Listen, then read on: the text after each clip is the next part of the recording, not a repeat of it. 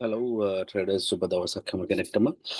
මම රොෂාන් ග්ලෝරිප් ඇකඩමියකින් අපි බලමු මේ එන සතියේ ඒ කියන්නේ 16 වෙනිදායින් පටන් ගන්න සතියේ මාකට් එක මොන වගේ බිහේවියර් එකක් කරයිද, එතකොට මාකට් එකට මොන වගේ ඉම්පැක්ට් එකක් වෙයිද, දැනට තියෙන ජියෝපොලිටිකල් ටෙන්ෂන් එකත් එක්ක මොන වගේ මූව් එකක් වෙයිද කියලා අපි ප්‍රෙඩික්ෂන් එකක් කරලා බලමු.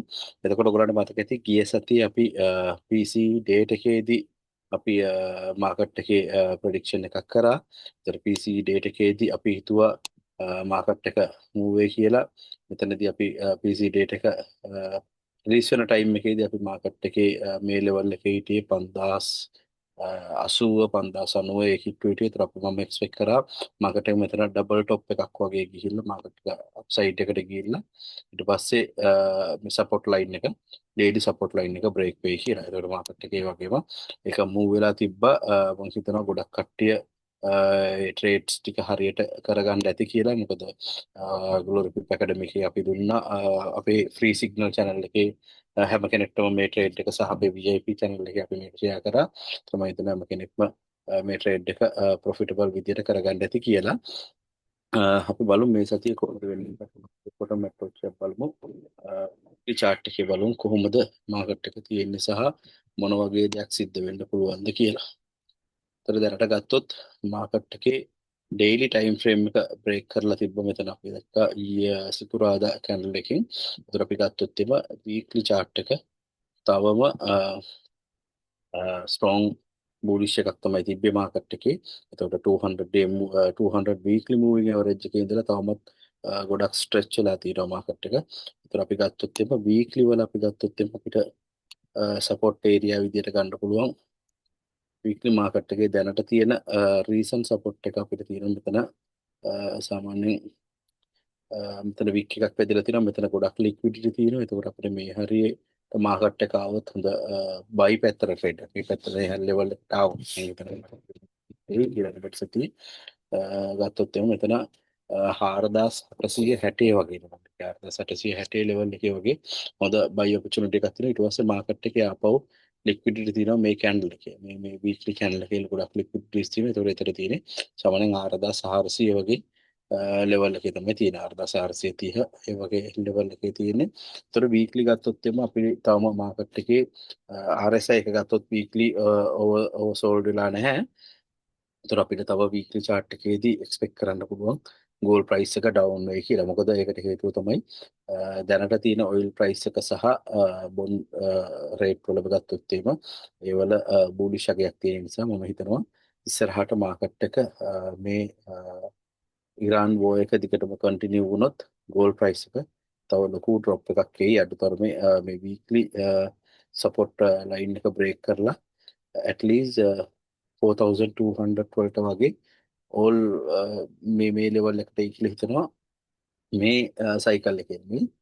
සමහර පුරාවට මේ 4200 වලට වගේ මැයි ජූනි වගේ වෙද්දී මැයි මාසේ වගේ වෙද්දී එන්න පුළුවන් කියලා මම හිතනවා. ඒතර ඒතර මෙතන එක තව බොටම් එකක් ලැබිලා මාකට් එක සාමාන්‍යයෙන් 4500 වගේ බොටම් එකක් ලැබිලා ආපහු මාකට් එක අප් වෙලා මෙතන V shape move එකක් වගේ ABC correction එකක් මාකට් එකේ ඒ කියලා හිතනවා. මේ වගේ ලෙවල් එකකින් මාකට් එකේ ඒ කියලා හිතනවා අපි ඉස්සරහට ඊට පස්සේ මේ බුල් මූව් එක දිගටම කන්ටිනියු වෙයි කියලා හිතනවා වීක්ලි chart එකේ තියෙන විතර. ඒතර දැනට ගත්තොත් වීක්ලි chart එකේ මේ levels දෙක අපිට පොසිටිව් ඒරියා දෙකක් මාකට් එකට එන්ටර් වෙන්න.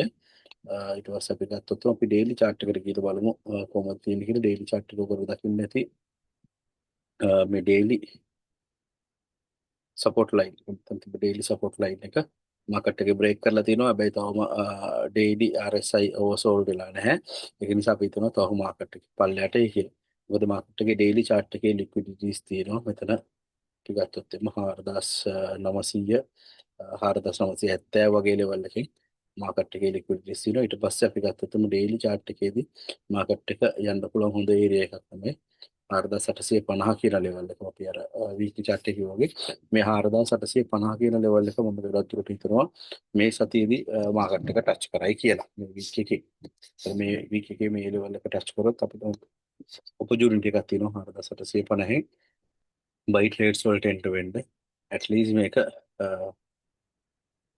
5000 5100 වගේ ලෙවල් එකට ආපහු රීබවුන්ඩ් වෙන්න පුළුවන්. ඒතර මේ විදිහට මාකට් එක කරන්න පුළුවන් ඩේලි chart එකේ ට්‍රේඩ් කරගන්න. එතකොට අපි ෂෝට් ටර්ම් බැලුවොත් ඒවා දැනට ෆෝවර් එකකින් ගත්තොත් එimhe බෙරිෂ් සිනාරියෝ එකක් තියෙනවා. ඒතර මම හිතනවා හිට මාකට් එක ඕපන් වෙද්දී මාකට් එකේ මේ ඩවුන් ට්‍රෙන්ඩ් එක දිගටම කන්ටිනියු වෙයි කියලා එක දවස් එතකොට ඩවුන් ට්‍රෙන්ඩ් එක කන්ටිනියු වෙලා අඩුම තරමේ 9065 9065 මේ හරි මේ ගැප් එක හරි සමන 4900 4965 ඒ ලෙවල් එකේදී මාකට් එක හෙට ඒෂියන් සෙෂන් එකේ මේ ලෙවල් එකට මාකට් එක ඩවුන් වෙයි. ඔයගොල්ලෝ ට්‍රේඩ්ස් කොහොමද ඕපන් කරලා නැත්තම් හෙට උදේට මාකට් එක ඕපන් කරන ටයිම් එකේ බලලා ඔයගලන්ට එතන මාකට් එක ඕපනින් එකේදීම පොඩි බයි එකක් තිබ්බොත් ඒක කියන්නේ ප්‍රී මාකට් ඕපනින් එකේදී මාකට් එක බයි එකක් වෙලා තිබ්බොත් ඒකට බලන්න සෙල් ට්‍රේඩ් වලට එන්ට වෙලා ඒක ඒ ට්‍රේඩ් එකට කන්ටිනියු කරගන්න හෙට දවසේ ඇතුළත. ඒතර මම හිතනවා ওই විදිහට මාකට් එක මූව් වෙයි කියලා. ඊට පස්සේ ගත්තොත් එimhe ඔයිල් වල මම හිතනවා ඔයගලන්ට ඔපචුනිටි එකක් තියෙනවා ඉස්සරහට. ඔයිල් මාකට් එක 120ට වගේ මාකට් එක මූව් වෙලා තිබෙනවා 119ට මූව් වුණා. ඊට පස්සේ ආපහු ගිය සතියේ මාකට් එකේ කරෙක්ෂන් එකක් ආවා සාමාන්‍යයෙන් 78ට වගේ. ඊට පස්සේ ඒ ඇවිල්ලා කරෙක්ෂන් එකෙන් පස්සේ ආපහු මාකට් එක බයි ට්‍රෙන්ඩ් එකේ තමයි දැන් තියෙන්නේ. ඒතර මම හිතනවා මෙතන ඔයිල් වල ඔයගලන්ට පුළුවන් නම් සාමාන්‍යයෙන් ට්‍රේඩ් එකක් දාගන්න. 120 118 වගේ ටාගට් කරලා CA ඉඳලා ඔයගලන්ට තියෙනවා ඩොලර් 18ක රේන්ජ් එකක්. ඒතර මේ රේන්ජ් එක මම හිතනවා ඔයගලන්ට ඔයිල් වල හොඳ ඔපචුනිටි එකක් වෙයි. මොකද ඒකට හේතුව තියෙන්නේ ඊයේ US වලින් ඇටැක් කරලා තිබ්බා ඉරාන් වල තිබ්බ ඔයිල් රිසර්ව් දුපතකට. එතන ඒගොල්ලන්ගේ ඔයිල් රිසර්ව් වලට හානියක් වුණේ නැහැ කියලා කියනවා. ඒත් මම හිතනවා මේ ටෙන්ෂන් එකත් එක්ක ඔයිල් ප්‍රයිස් එක තව ඉස්සරහට වැඩි වෙන්න පුළුවන් chances වැඩි. මොකද ගොඩක් මේජර් ඉන්වෙස්ට්මන්ට් බැංක් එක්ස්පෙක්ට් කරලා තියෙනවා ඔයිල් ප්‍රයිස් එක මේ ඉරාන් වෝ එක දිගටම කන්ටිනියු වෙනවා නම් ඩොලර් 150 200 වගේ ලෙවල් එකට ඔයිල් ප්‍රයිස් එක යන්න පුළුවන් කියලා. ඒතර කාට හරි ඔපචුනිටි එකක් තියෙනවනේ හොඳ account balance එකක් තියෙනවනේ මේක මේ ෂෝට් ටර්ම් ට්‍රේඩ් එකක් නෙමෙයි ලොන්ග් ටර්ම් ට්‍රේඩ් එකක්. ඔයගොල්ලන්ට හොඳ ඔපචුනිටි එකක් තියෙනවා ඔයිල් වල ඉන්වෙස්ට්මන්ට් එකක් දාගන්න.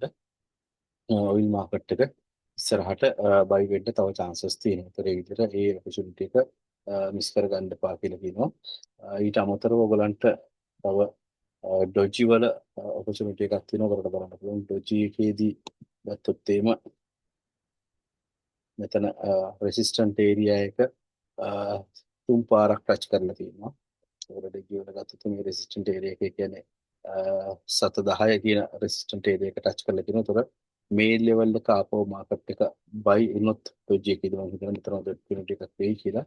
ඒත් එක්කම මෙතන තියෙන ලොන්ග් ටර්ම් සපෝට් එකත් ඒ හරියම තමයි තියෙන්නේ. මේ හරියම තියෙන. මේක බ්‍රේක් වුණා කියන මෙතන තියෙන සපෝට් එක සහ මෙතන ලොන්ග් ටර්ම් සපෝට් එක මේ දෙක බ්‍රේක් වුණොත් එම ඔය ඩොජි එක සාමාන්‍යයෙන්